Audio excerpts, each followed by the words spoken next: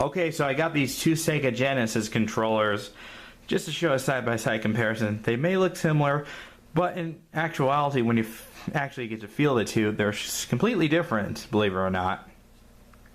This is the earlier model of the controller from like 1990-ish, I believe. The very, very early ones from 1989, this barrier would be red, and even the A, B, and C would be red also. But this is a slightly later one. And to be honest, between these two, I actually prefer the later one that was released just before the Saturn was coming out, and I'll explain why in a moment. Basically, the Master System has the same connector. That only used 1 and 2. But with the Genesis, you got a separate start button and a C button. Instead of having 1 and 2, you got A, B, and C. And start. And your floating directional pad. To be honest, between these two, I actually prefer this controller to this one for several reasons. Now, that's just my preference. I find this directional pad a bit too stiff for my liking. I mean, sure, it's a floating directional pad, but it feels a little too stiff for my liking.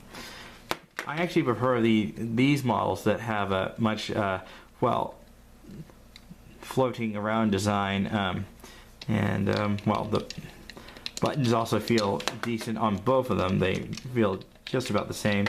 Even the start button feels similar, but I actually prefer the directional pad on these later Genesis controllers. I really like the Genesis controllers where you got this piece and the piece that actually presses the button on two separate pieces. But that's just my preference. Some of you may disagree with me and say, no, the stiffer D-pad is way, way better.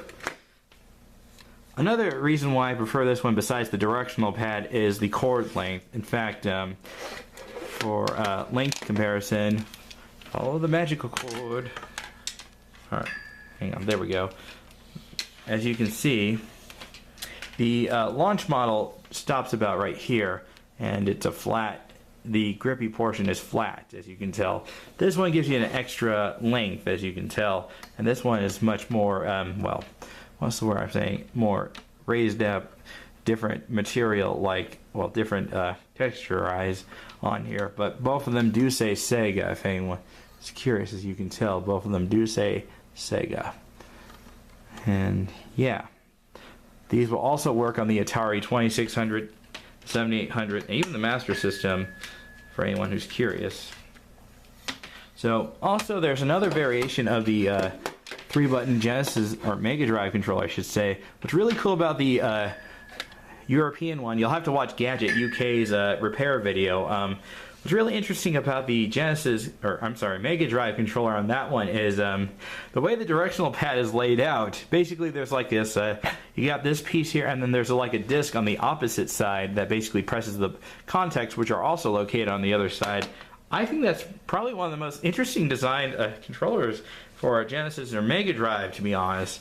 But I just wanted to show these two and basically ask you guys, if you own a Genesis, which one do you prefer? The one with the older style with the shorter cord with the stiff directional pad, or the later one with the longer cord with the more floating around directional pad? Feel free to vote in the comments and give me your thoughts. Thanks for watching. This is Rico Rocks 2001 signing off.